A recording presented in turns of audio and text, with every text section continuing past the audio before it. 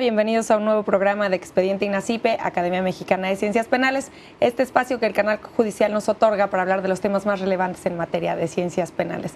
Les recuerdo que seguimos de manteles largos por el 40 aniversario del Instituto Nacional de Ciencias Penales y qué mejor que festejar con la presencia de la doctora María de los Ángeles Fromo, quien es secretaria técnica del Consejo de Coordinación para la Implementación del Sistema de Justicia Penal. Doctora, muchas gracias por venir al programa y gracias por estar con nosotros en esta etapa tan importante del sistema de justicia penal en México.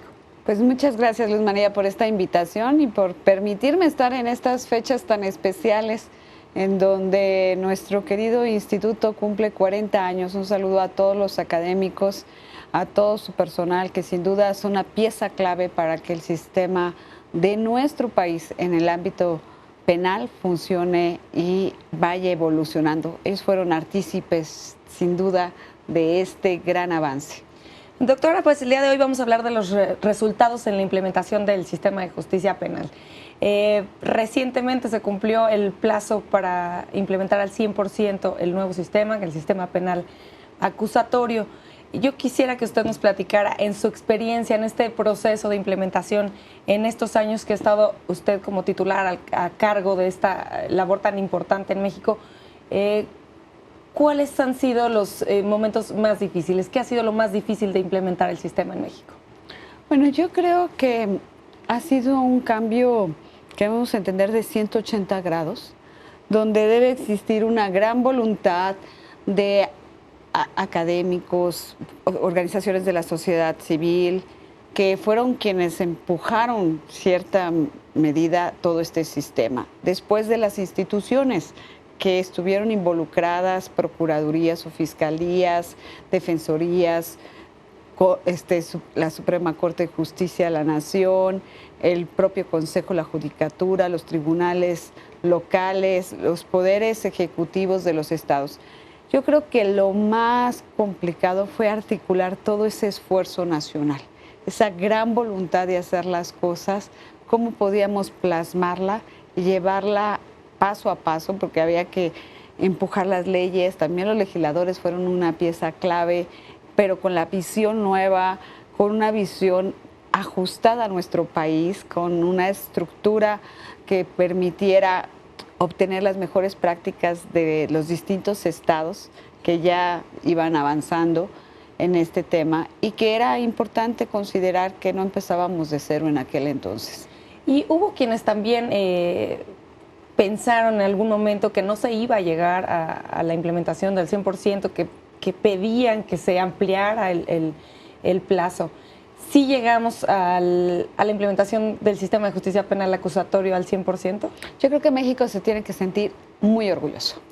Es un tema que sin duda pone a México en el escenario internacional, que cumple una serie de compromisos de tratados internacionales, solventa varias de las recomendaciones de la Corte Interamericana de Derechos Humanos y sí, había voces muy importantes, unas que señalaban claramente hay que postergar la fecha, pero yo creo que hubo el presidente de la República, el licenciado Enrique Peña Nieto, la instrucción fue clara y precisa.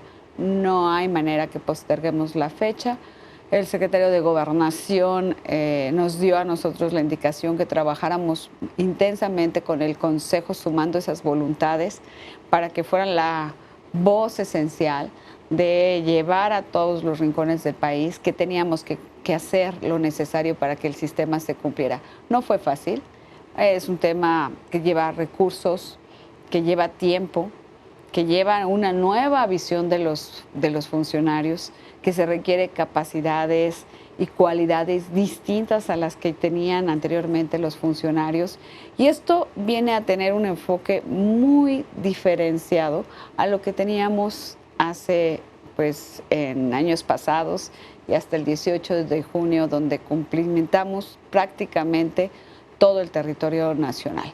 Pero tienes razón, no fue tan sencillo como hubiésemos querido que fuera y que pudiera transitar. Había muchos académicos o muchas propias instancias que la oposición era enorme de que no se iba a lograr. Sí, algunas personas creían que no íbamos a llegar a la fecha.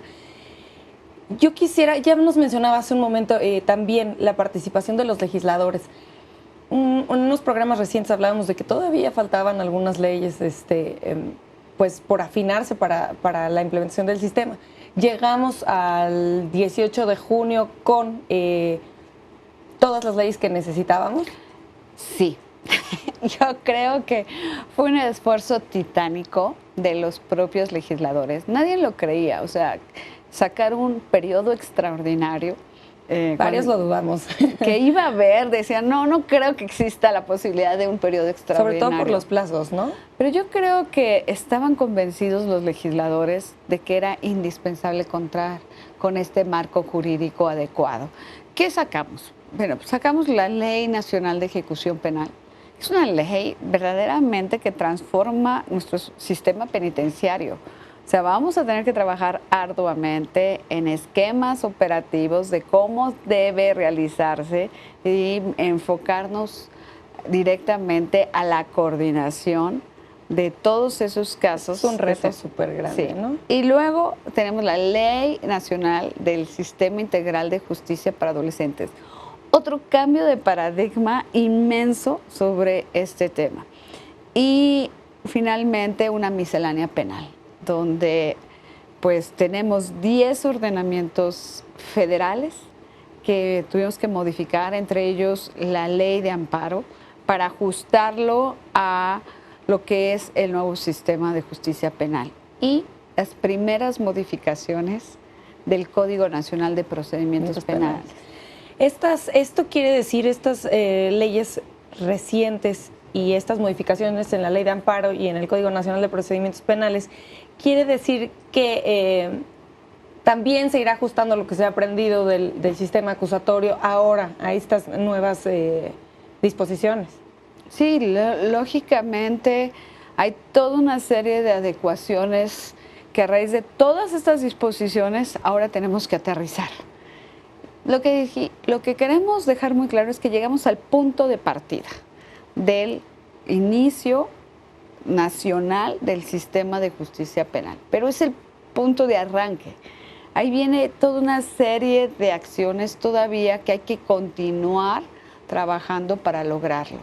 Y creo que es donde existe un gran entusiasmo por las instituciones que ahora están involucradas. Es decir, tenemos que seguir con esa plena coordinación nacional, porque es la manera que nos permitió llegar. Si no hubiéramos tenido esa coordinación, esto se hubiera quizás diluido y no hubiéramos logrado el objetivo.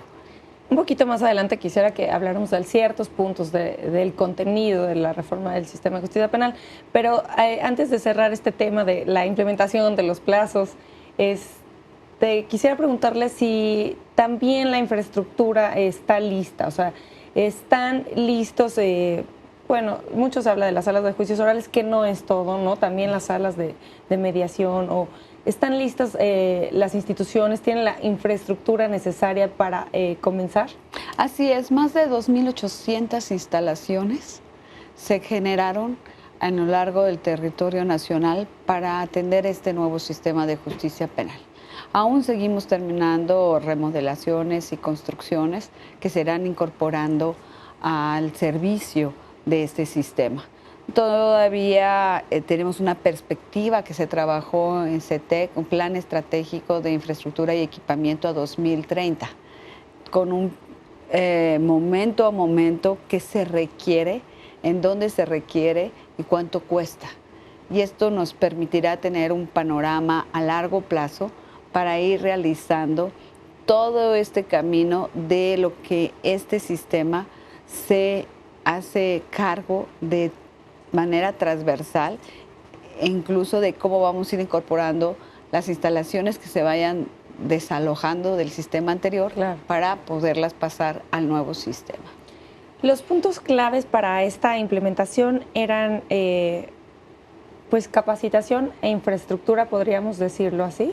No, yo creo que hay muchos más. Yo creo que, bueno, en el tema de normatividad fueron 352 leyes a nivel local que se tuvieron que adecuar. y ahí tuvimos que sacar reglamentos, manuales, protocolos y seguimos trabajando en ello para ir uniformando. Al tener leyes nacionales, es tan importante poder ser transversal el trabajo que nos permita tener todos los pasos a seguir por los operadores. Entonces, eso se está trabajando de manera pues coordinada con las conferencias de procuradores, de secretarios de seguridad pública y pudiendo así aterrizar muchas disposiciones que son indispensables para operar el sistema. Tenemos la parte de tecnologías de la información. Ahí tenemos todo lo que son las redes de conexión que se requieren.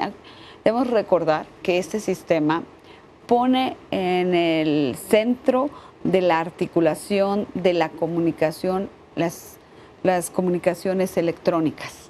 Entonces necesitamos ver cómo de punto a punto podemos transmitir datos seguros y que puedan existir las notificaciones necesarias en tiempo preciso. ¿Podremos hablar así de un ejemplo, por ejemplo, del uso de estas tecnologías? O sea, ¿con quién se comunican? ¿Entre quiénes van estas notificaciones? Claro, por ejemplo, cuando un policía detiene a una persona, tiene la obligación de notificar de manera inmediata la detención, porque es una manera del control de la legalidad de la detención.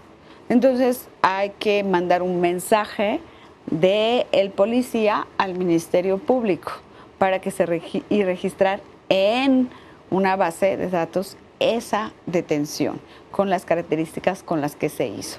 Entonces, ¿qué estamos haciendo? Bueno, pues se están poniendo ya sea vía telefónica o aquellos que ya tienen el sistema desarrollado a través de una tableta poder registrar. La idea es que el policía tenga las herramientas en el momento. En el momento, porque ahí es indispensable poder contar con esa comunicación para que el juez de control en su momento verifique que efectivamente fue en tiempo real. Otra de las cuestiones, muchas de las cámaras que ya están utilizando los policías, que muchas de ellas son incluso de solapa, pueden estar grabando el hecho y esa información se está transmitiendo para almacenarse de una manera que sea certera la actuación del policía.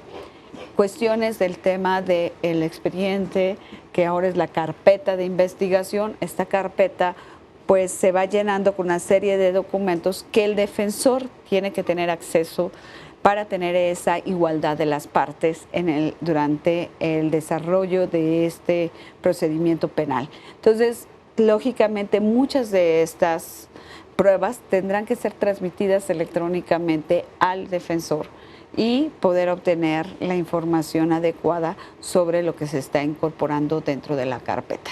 Bueno, y esto, aparte de seguridad, también le da agilidad, ¿no?, a todo el proceso, ¿no?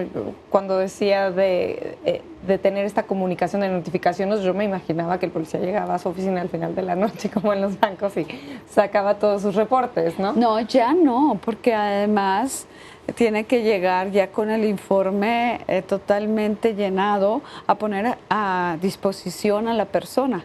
Entonces, es muy trascendente el hecho de estas comunicaciones. También, cuando el Ministerio Público solicita una audiencia al Poder Judicial, automáticamente lo tiene que hacer de vía electrónica. Entonces, hay una notificación que le dice, tengo a esta persona para ponerla a disposición porque requiero una audiencia de control de detención. Y entonces, automáticamente hay una notificación. El juez revisa su agenda, ve las circunstancias y responde a las partes, al defensor, al asistente jurídico de víctimas y al Ministerio Público de cuándo sería esa audiencia. Y entonces todas estas comunicaciones requieren de bases de datos, requieren de sistemas de interconexión, requieren de equipamiento indispensable para esas comunicaciones, incluso hasta redes. Entonces eso es toda la parte de tecnologías, además de red, de voz y dato, todos estos sistemas que son indispensables. Tenemos otra parte de todo lo de capacitación, como tú lo mencionabas, para todos los operadores. Tenemos toda la parte también de lo que podríamos nosotros considerar que es esencial. ¿Cómo es el modelo de gestión que deberán operar los funcionarios. O sea, ya no se trata de improvisar en el sistema, sino cada quien tiene un rol específico y tiene una parte esencial del sistema. Entonces, ¿dónde está tu rol y dónde está tu articulación con otras partes del sistema? Y eso tiene que estar determinado. Entonces, hay modelos de gestión diseñados para ello. Entonces, con todo esto, como te podrás imaginar, son muchas aristas que tuvieron que enlazarse para lograr un objetivo común y donde no participan ya solo abogados, que es bien interesante. Ya esto dejó de ser el tema del monopolio de la abogacía. Hay ingenieros, hay administradores, hay contadores, hay sociólogos, hay politólogos, psicólogos, hay incluso trabajadores sociales. Todos ellos trabajan en varias partes del sistema para ayudar a que funcione adecuadamente. Pues justamente quisiera que profundizáramos en algunos de estos personajes que participan en el sistema de justicia penal, pero tenemos que hacer una pausa y regresando platicaremos. Gracias. Al auditorio, continúen con nosotros, estamos en Expediente NACIPE, Academia Mexicana de Ciencias Penales.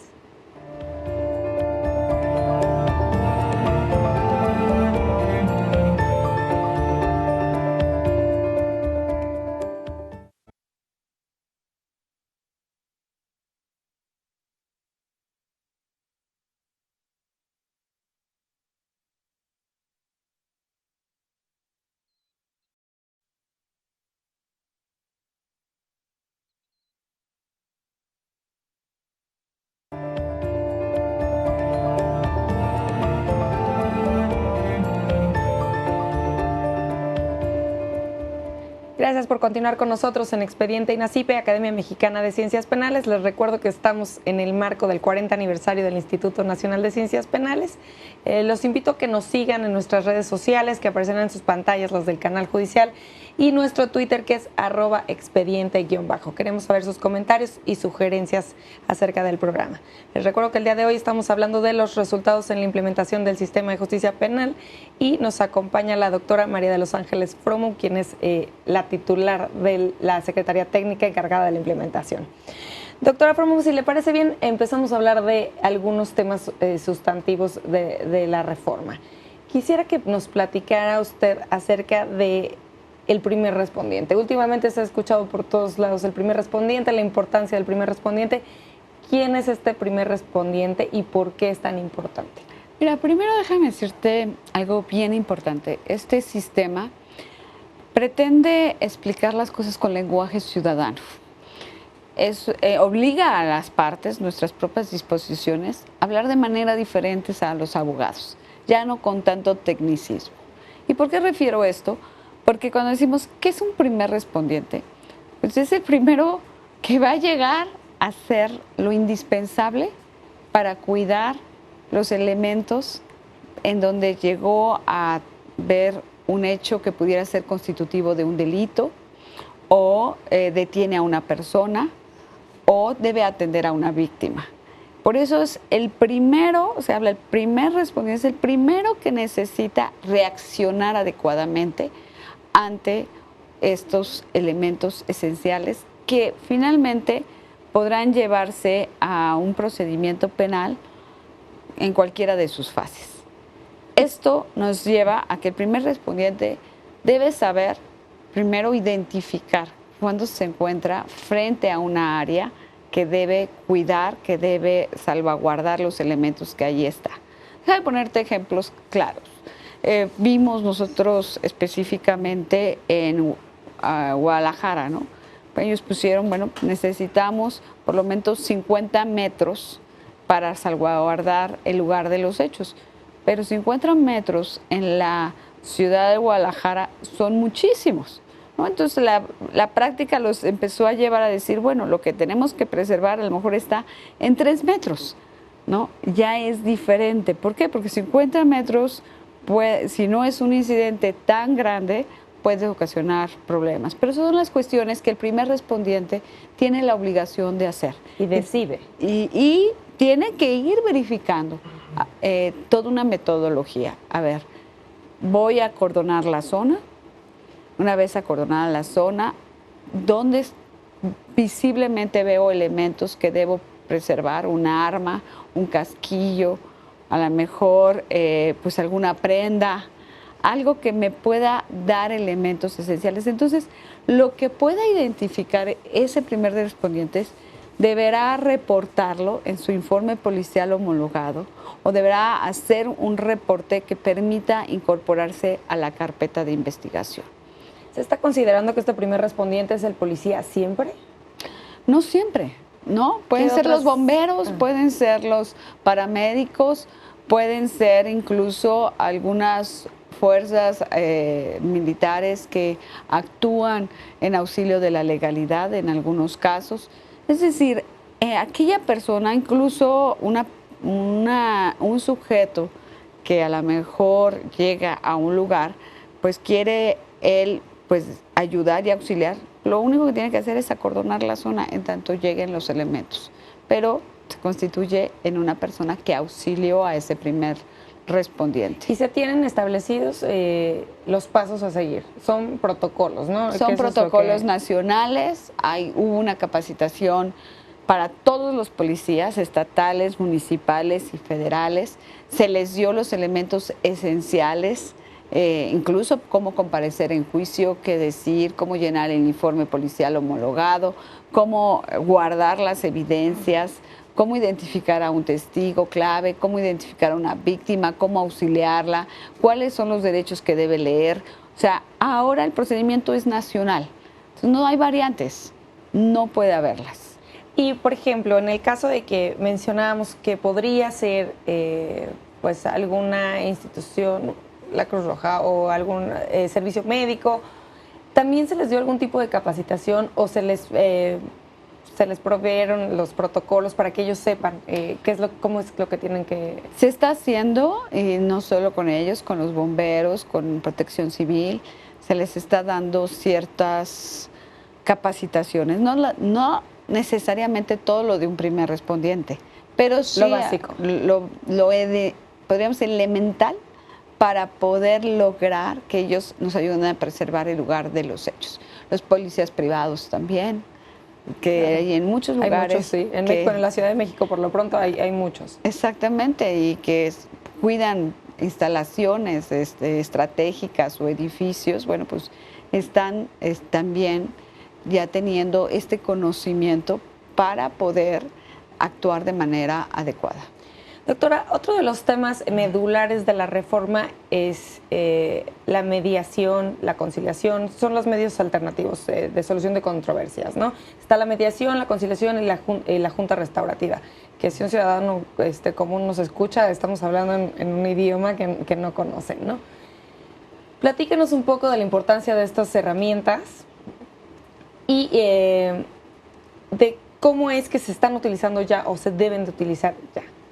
Bueno, el propio proceso penal está diseñado teniendo distintas etapas que va buscando como resolver de manera mucho más efectiva los asuntos que son puestos del conocimiento de la autoridad en materia penal. ¿A qué me refiero? Cuando tú llegas a una delegación de la Procuraduría o a una agencia del Ministerio Público, ahora ya no vas a encontrar que te pasan a un Ministerio Público para que levantes la denuncia. Vas a ser recibido por una persona que le llamamos el Ministerio Público Orientador. Te escuchará cuál es tu asunto y ese será quien decida cuál es la magnitud del delito o de la circunstancia que tú le estás poniendo el conocimiento. ¿Estos ministerios públicos orientadores son todos? O sea, ¿ya cambió la forma del trabajo de los ministerios públicos o es un ministerio público previo? Es un ministerio público previo, en donde es el que recepciona por primera vez y es el que identifica si estamos ante un hecho que puede ser mediable y que entonces lo transmite al área de justicia alternativa. En el área de justicia alternativa, primero pues conocerán lo que el ciudadano está exponiendo, le platicarán de estos mecanismos en donde existe la posibilidad de llegar a un acuerdo con el agresor o el victimario para poder tener una reparación del daño y un reconocimiento de esa responsabilidad. Si el ciudadano acepta entrar en este proceso, Entonces, el área de justicia alternativa va a buscar a la persona y lo llamará para que asista a esta junta o reunión en donde se podrán llegar a acuerdos o no. Si llegase a ver, y te puedo decir que hay un gran porcentaje estamos hablando más del 80%, que decide encontrar este acuerdo. ¿Por qué? Porque es una justicia muy pronta, es una justicia en donde hay una gran satisfacción, porque lo que tú estás buscando es que te pague o que te repare el daño o que reconozca su responsabilidad. Esto es para delitos que no tienen la connotación de gran impacto hacia la sociedad. Son los delitos de menor impacto donde puede llegarse a esta conciliación. Estamos hablando que es aproximadamente un 45% de los asuntos de que los se resuelven asuntos por mediación. mediación. Por justicia alternativa. ¿Okay? Así, exactamente. ¿Quiénes son estas personas que se encuentran como, vamos a decir, mediadores, conciliadores, quienes están pues dirigiendo o orquestando estas reuniones? Qué bueno que me preguntas esto, es esencial, porque no se van a enfrentar a una persona que no sea un mediador certificado. Tienen que estar certificados los mediadores, tendrán que tener la capacitación indispensable, primero para saber cómo poder lograr esos acuerdos y tener acreditado un examen, el reconocimiento del propio sistema de justicia penal. Y con ¿Quién ello certifica? Hay toda una comisión certificadora que pertenece en algunos casos al Poder Judicial. La propia CONATRIP es quien ha impulsado este organismo y también las propias procuradurías y fiscalías tienen sus entes certificadores para poder lograr este consenso de a quién otorgarle la capacidad para poder desarrollar esas tareas. El Poder Judicial y la Procuraduría tienen estas certificaciones, pero los conciliadores y mediadores dependen de las procuradurías. Bueno, también hay una etapa del proceso de mediación y conciliación en la etapa de juicio. Puedes irte o decidir irte a mediación o conciliación tanto cuando llegas al Ministerio Público a levantar una denuncia como cuando ya estás en el juicio. Puedes arrepentirte. Pues cuando inicia el proceso ya pues que hubo una consignación, una puesta a disposición y que se vinculó a proceso, en ese momento se puede todavía optar por irte a una etapa de mediación y conciliación. Los puntos importantes aquí es que se busca la reparación del daño y no entra en el proceso, ¿no? Claro, y que es mucho más rápida, o sea, una mediación y conciliación está tardando hoy alrededor de unos 30 días. ¿Cuál es el perfil de los mediadores? O sea, decíamos, no es la rigidez del Ministerio Público, pero ¿cuál es el perfil? Puede haber, mira, hay sociólogos, hay trabajadores sociales, hay psicólogos y hay abogados. También. Tienes que tener un carácter muy importante en uso de atribuciones que tienes en cuanto a buscar ese acuerdo. Tú cuando llegas afectado de un hecho delictivo, llegas enojado, llegas impactado, llegas quizás alterado y hay una etapa en donde tienes que entrar en un proceso primero de visualizar lo que pasó, de lo que pretendes hacer con todo eso que te afectó y una vez que esto suceda, el poder llegar a tener un poco de serenidad para determinar qué hacer en los siguientes pasos. Y es el trabajo que tiene que hacer todo este equipo de acercamiento, de buscar que ese enojo o alteración de la persona pueda reducirse y sobre todo buscar la mejor manera de una solución para ella. Y para terminar con este tema de mediación, porque si no nos vamos a llevar todo el programa, ¿existen suficientes mediadores y conciliadores ahora? Ya que nos decía que el 45% de los asuntos se podría resolver por estos medios, ¿existen suficientes mediadores? Ha sido una apuesta muy grande, déjame contarte una anécdota. cuando estábamos en CETEC, el primer examen que hicimos para docentes certificados, para que enseñaran a mediadores, reprobaron prácticamente el 95%, porque además la mediación no es un tema que estuviera en nuestro país tan activo o tan arraigado.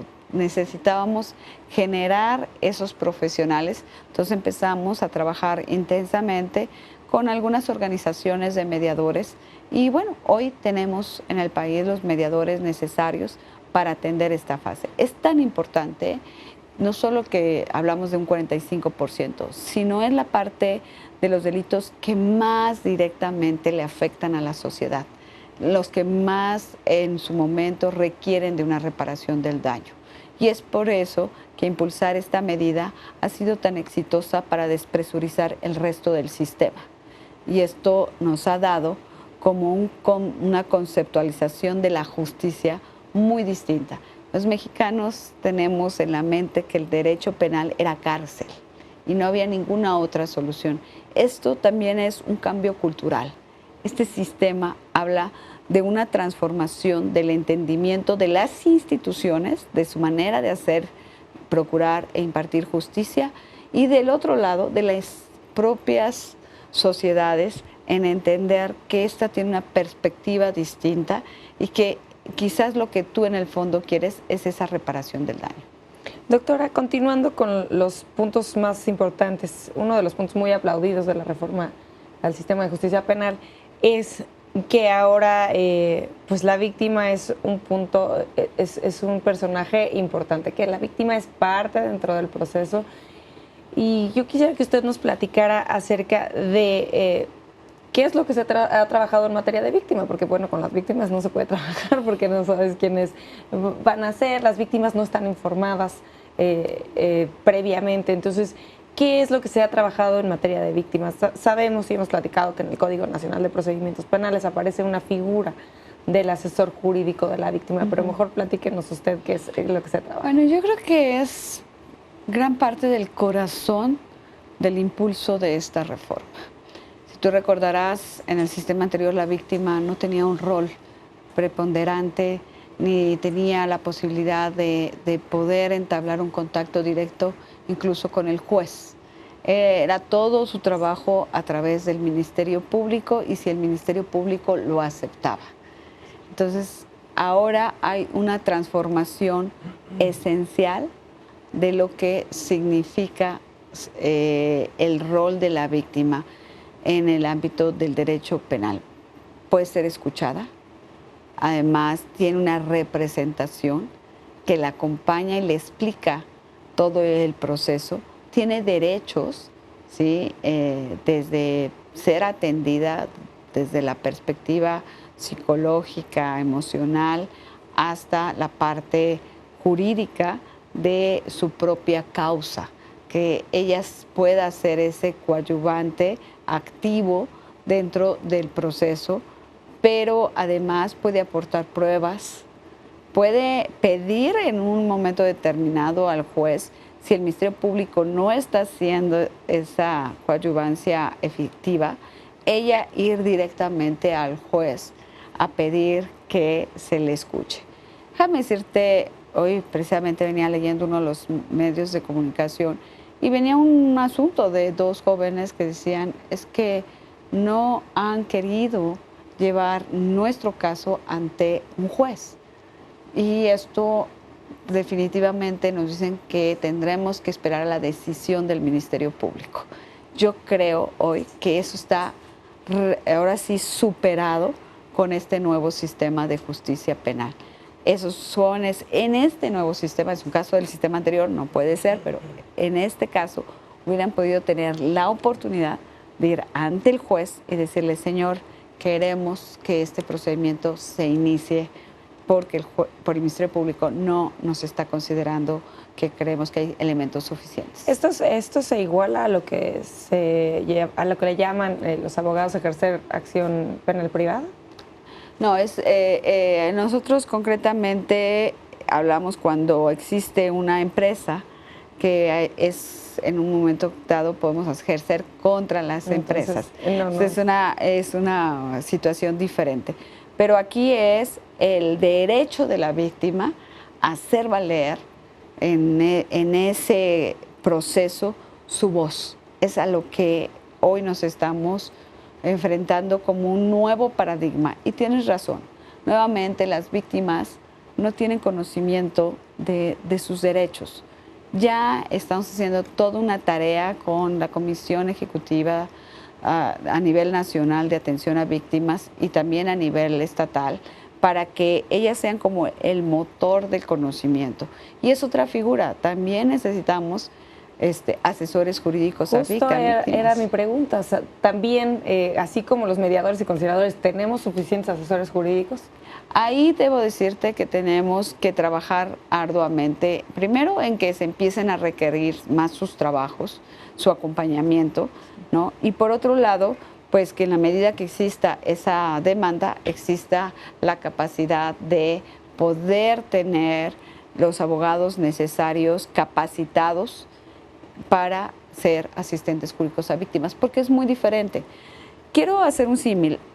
Siempre habíamos hablado del defensor, pero el defensor es de la persona que está siendo señalada que cometió el ilícito, pero la víctima nunca tenía una figura que la ayudara, que coadyuvara. Siempre se decía es el Ministerio Público.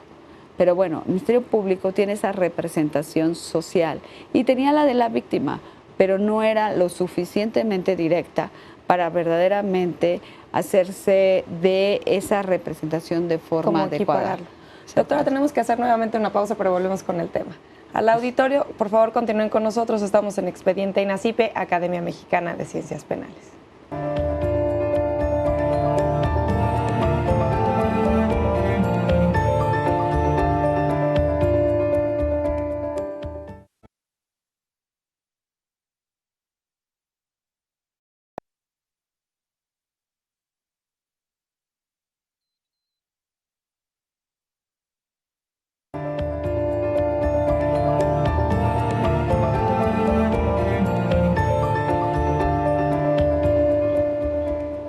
Gracias por continuar con nosotros en Expediente INACIPE, Academia Mexicana de Ciencias Penales. Les recuerdo nuevamente que están a su disposición las redes sociales del canal judicial que aparecerán en sus pantallas y también nuestro Twitter que es @expediente_. Queremos saber sus comentarios y sugerencias acerca del programa. Les recuerdo que estamos conmemorando el 40 aniversario del Instituto Nacional de Ciencias Penales y el día de hoy estamos hablando de los resultados en la implementación del sistema de justicia penal con la doctora Fromu. Doctora, ya hablábamos de algunos de los temas medulares de la reforma, no vamos a poder profundizar en muchos más, pero hay un punto que me queda pendiente y siempre me ha quedado así como la espinita de qué pasa con pues las partes del proceso penal que no están dentro de las instituciones del Estado, ¿no? Que no están en el Poder Judicial, que no son los jueces, que no son los ministerios públicos, no es la policía. Por ejemplo, los abogados defensores. Y, bueno, no son una parte, pero tal vez algún día serán los estudiantes de Derecho. ¿Qué se ha hecho desde la Secretaría Técnica para la implementación del sistema con los abogados defensores? Porque pues ahí podría parecer que no quedara de manera equitativa la capacitación que se ha dado o los conocimientos que tienen una parte y la otra. Gracias por tu pregunta, Luz. De veras es un tema fundamental y crucial. Mira, en el tema de los abogados, y hablemos de los defensores privados, porque los defensores públicos han hecho un papel relevante, están capacitados, están llevando prácticamente, te diría, entre el 90 y el 95% de los asuntos, o sea, están asumiendo mayor carga. Y no es de extrañarse, porque en otros países así sucedió. Al principio la Defensoría Pública tomó el mayor número. ¿Por qué? Porque quizás los abogados que venían con una inercia del sistema anterior, pues pensaron que no nos alcanzaría esta nueva metodología del sistema de justicia penal acusatorio y no se prepararon. Pero bueno, lo cierto es que hemos hecho cursos, talleres, hemos hecho capacitación para ellos. Hay algunos diplomados que se están impartiendo por distintas universidades, pero debo decirte que la oferta del Estado ha sido una oferta hacia este grupo de abogados, pero queremos entender que también ellos, por su parte, tienen que hacer lo suyo. Bueno, es algo que a la larga tendrá que ser obligado, ¿no? Que el abogado que no sepa litigar en un sistema acusatorio, pues no cabrá en el sistema. No, bueno, porque además expresamente el código señala que si el defensor privado no tiene la capacidad o el conocimiento para poder llevar una defensa adecuada, el propio juez le ordenará que un defensor público venga a estar también en esa defensa. Entonces, es un tema muy importante. ¿Por qué? Porque allí habrá esa tarea de preparación, porque pues tú eres el que te ha elegido tu cliente para poder defenderlo. Entonces, sería muy malo que en medio de una audiencia el juez dijera, a ver, señor, usted no está capacitado, necesita capacitarse, traigan a un defensor público para que ayude en la causa. Y en cuanto a las escuelas de derecho, los abogados que se están formando en la actualidad, ¿ustedes tuvieron algún acercamiento? Recientemente leí en algún periódico que decían que había cerca de 700 escuelas de derecho y que solo 40 se habían reformado. Eso fue reciente, no tengo idea si sea real. Es bien interesante. Cuando nos metimos a este aspecto, porque sí fue un tema mandato del Consejo, el apoyar la formación de docentes y asesorarnos de que existieran los programas actualizados. En este contexto hay alrededor de 3.400 universidades, según los datos que tenemos, que pueden tener la carrera de Derecho. De ellas, bueno, pues las más emblemáticas, las más importantes, han trabajado duro para actualizar y dar una oferta no solo de juicios orales, porque esto va dirigido a los estudiantes de Derecho. Ojo, no se trata solo de aprender cómo funciona una audiencia, se trata de aprender qué es cada paso del proceso y también cómo debe desarrollarse el tema de mediación, de conciliación. Es esencial que ellos verifiquen que estos programas, cuando vayan a escoger sus materias, estén actualizados conforme a la nueva forma de hacer justicia penal. Porque a ellos quizás no les tocará ya ver los asuntos del sistema anterior. Van a partir de este nuevo sistema. En Chihuahua, los estudiantes ya no conocen absolutamente nada del sistema anterior, conocen solo de este. Pero es muy importante la oferta educativa y hemos estado empujando con SEAT un trabajo de programas de estudios, de guías del maestro, de manual del estudiante, todos ellos para apoyar a estas nuevas áreas. E incluso, si me permites, estamos trabajando con la UNAM un programa transversal que tiene que ver no solo con derecho, estamos trabajando con ciencias forenses, con medicina, con psicología, con trabajo social, sociología, y este programa transversal nos ayudará definitivamente a generar un aspecto de continuidad para las nuevas generaciones en el nuevo sistema de justicia penal. Bueno, a lo largo del programa yo me he ido guiando conforme el proceso va, ¿no? Yo quisiera preguntarle, doctora, ¿se ha escuchado? Bueno, ya está la ley de ejecuciones, ¿no? Ya salió la ley de ejecución penal, habrá que ver cómo funciona y cómo se articula, pero la situación de hoy, ¿se ha escuchado que, por ejemplo, podrían personas que se encuentran internas en los reclusorios podrían salir debido a que están internas por la comisión de delitos no graves, que ya hablábamos que estos delitos se pueden ir a medios alternativos, o personas que están cumpliendo su proceso dentro de la prisión como prisión preventiva, que ahora sabemos que la prisión preventiva va a ser pues muy, muy limitada. Esta situación sí daría pie a que las prisiones se despresurizaran, o sea, ¿se aplicará el nuevo sistema de justicia penal a los casos que ya se encuentran en proceso? Sí, definitivamente déjame decirte que el sistema está diseñado para despresurizar las cárceles. Es una concepción que a México se le señalaba como el uso excesivo de la prisión preventiva. Este uso excesivo, ¿qué significa? Que de una u otra manera todo era cárcel. Cualquier tipo de delito ingresaba a un reclusorio. Este tema ahora se le da la vuelta y la prisión preventiva oficiosa es para unos cuantos delitos, los más graves que establece nuestro artículo 19 constitucional, entre los que está delincuencia organizada, trata, secuestro, homicidio, todo ello con la perspectiva de que deben ingresar definitivamente a una prisión. Pero el resto de los delitos pueden ser sujetos a otra medida cautelar. Y es allí donde estamos nosotros viendo la perspectiva de los que hoy están procesados con el sistema anterior, si podrían acceder a este beneficio.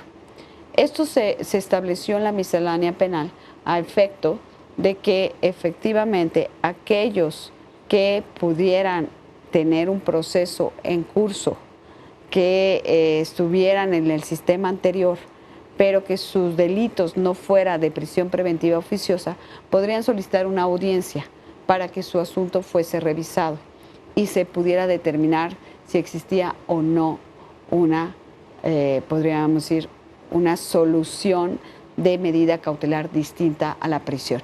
Entonces, sí va a haber estos procesos, serán con procedimientos que deberán oírse a las partes, donde se pondrá pues una evaluación de riesgo de fuga o de afectación a la sociedad de estas personas y con eso se podrá llevar a cabo toda una tarea de articulación, de despresurización de las cárceles. Doctora, a lo largo del programa hemos hablado de la importancia de que la gente conozca esta reforma, ¿no? Tanto la víctima, que sepa que pues en algún caso puede solicitar pues que se lleve a proceso, que se realice el juicio, o la víctima que tiene derecho a un asesor jurídico. No solo de la víctima, toda la sociedad debería de estar consciente o de saber los temas básicos de esta reforma. ¿Qué es lo que se ha hecho? ¿Cómo es que van a permear en la sociedad? Porque es algo complicado al hablar de sistema de justicia penal, pues ya es complicado en sí que la gente tenga abiertos sus sentidos y poner atención, que piensan que nunca les va a pasar, ¿no? Bueno, mira, definitivamente es esencial que la ciudadanía sepa que además esto cambió el sentido de la justicia en nuestro país. Es un aspecto indispensable para nosotros el que podamos entender como ciudadanos que esto fortalece nuestro Estado de Derecho. Ya no podemos oír temas como que le sacaron la confesión y que por la confesión lo inculparon y lo sentenciaron. No, eso dejó de existir en nuestro país. La confesión pierde la fuerza que tenía, se convierte en una prueba más que debe ser ante un juez y que deberá tener otras pruebas que la soporten. Esto es un cambio totalmente distinto a lo que nuestra sociedad está visualizando que era el sistema anterior. Entonces tenemos que empujar este conocimiento hacia la comunidad en general, porque puede dar como resultado una mayor credibilidad de las instituciones, una mayor confianza en los policías, en los ministerios públicos, en las instituciones que imparten justicia. Y eso es un trabajo de todos los días. Por eso agradecemos estos espacios y de verdad al INACIPE todo mi reconocimiento, porque ellos también son unos de los actores fundamentales que han ido innovando para que este sistema se dé, pero también ha sido una parte esencial de formación de la juventud de nuestro país y que da una oferta académica extraordinaria para poder abrir el panorama de la justicia penal en nuestro país. Doctora, estamos iniciando, como nos dice usted, ¿no? O sea, a partir del 18 se inicia este proceso de ver cómo funciona la justicia. ¿Se han contemplado formas de medir cómo está funcionando, algunos indicadores que nos digan si está funcionando bien, qué es lo que pasa, si hay que hacer ajustes, tanto en las legislaciones. También está muy claro que algunas veces se tienen que hacer ajustes, como lo podemos ver en el Código Nacional de Procedimientos Penales, que ya se realizaron, ¿no? Tenemos 41 distintos indicadores que generamos técnicamente de forma cuantitativa y cualitativa para ver cómo se está comportando el sistema. Estamos en la etapa de pilotos en distintas entidades federativas para poder aterrizar esta medición e ir viendo cómo se comporta el sistema y que son indicadores que nos permitan mejorar el sistema. Yo creo que siempre hay que verlo desde la perspectiva de la mejora, de la propuesta de encontrar áreas de oportunidad, y es donde estos indicadores nos ayudarán para que el sistema vaya fortaleciéndose y consolidando. Esa es la siguiente parada. Estamos en el inicio, en el arranque, y tenemos que llegar a esa consolidación y buscar esa satisfacción de la ciudadanía respecto de este nuevo sistema de justicia penal. Son aspectos como el cambio cultural interno y externo, tanto de los ciudadanos que nos digan, oye, yo quiero participar en esa observación del sistema. Hay mecanismos de hacerlo. En algunos estados ya lo hacen organizaciones sociales como Chihuahua, Nuevo León, que están muy activas para ver cómo se está llevando a cabo esta transformación ya en la práctica y cómo está dando resultados. Y por otra parte, es muy importante hacia adentro, que los mismos funcionarios conozcan que esto no solo se instrumentó, sino que debe continuar mejorándose y que estos indicadores les van a ayudar a ellos a que su trabajo sea mucho mejor.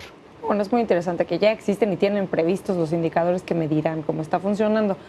Doctora, para cerrar el programa, que van de la mano de los indicadores, ¿cuáles son los principales retos para las instituciones, para México, en esta nueva etapa del sistema de justicia penal mexicano, que ahora es acusatorio? Creo que hemos platicado algunos de ellos a lo largo de este programa. Primero, el tema relacionado con la perspectiva de la tecnología de la información.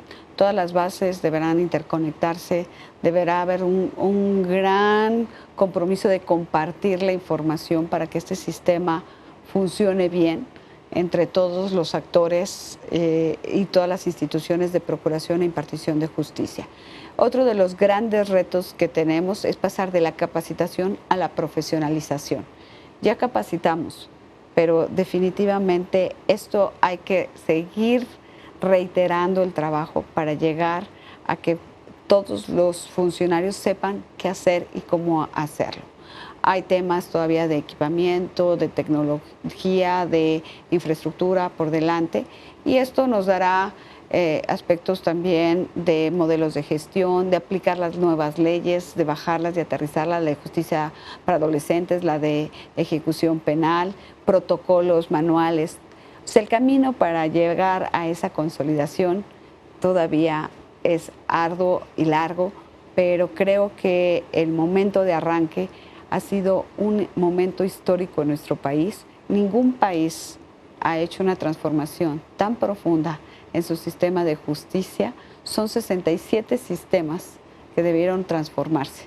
México, yo creo que hizo un ejemplo de un compromiso nacional para lograr esta meta. Y bueno, los ciudadanos serán quienes deberán ver los beneficios y en su momento pues reconocer este esfuerzo. Pues doctora María de los Ángeles Promo, muchísimas gracias por haber venido a platicarnos acerca de pues su intenso trabajo en materia de implementación y de lo que está sucediendo ahora con el sistema de justicia penal en México. Gracias, Luz, por permitirme estar aquí en este espacio y nuevamente reitero mi reconocimiento al INACIPE y agradezco todo el trabajo conjunto que logramos hacer para llegar a esta meta, México con un nuevo sistema de justicia penal. Muchísimas gracias, doctora. Al auditorio los espero la próxima semana en un nuevo expediente INACIPE, Academia Mexicana de Ciencias Penales. No se lo pierdan.